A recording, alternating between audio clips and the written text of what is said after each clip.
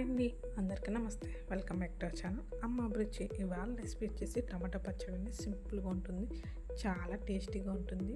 వేడి అన్నంలో ట్రై చేయండి, సూపర్ ఉంటుంది. ప్రాసెస్లోకి అయితే వెళ్ళిపోదాం. ముందుగా ఒక గిన్నె తీసుకుని ఆయిల్ వేసి అందులో వేరుశెనగపిక్కలు, పచ్చెనపప్పు, మినపప్పు వేసుకోవాలి. అవి వేగాక అల్లం ముక్కలు, జీలకర్ర కూడా వేసేయండి. దీన్ని కూడా బాగా వేపుకున్న తర్వాత పండుమిర్చిని అయితే వేసేసుకోవాలి, మన స్పైసీకి తగ్గట్టు. అవి కూడా వేగాక అందులోనే ఒక పూర్తి వెల్లుల్లిపాయను అయితే వేసేయండి.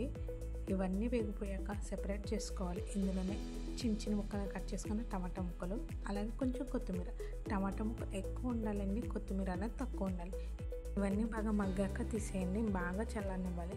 చల్లారాక మిక్సీ పట్టేయండి, లేదంటే రోట్లో రుబ్బుకున్న బాగుంటుంది. ఇందులోనే నిమ్మ సైజ్ అంతా చింతపండు, రుచికి తగ్గట్టు సాల్ట్ వేసి కొంచెం వాటర్ వేసి మెత్తగా మిక్సీ పట్టేయండి. అంతేనండి.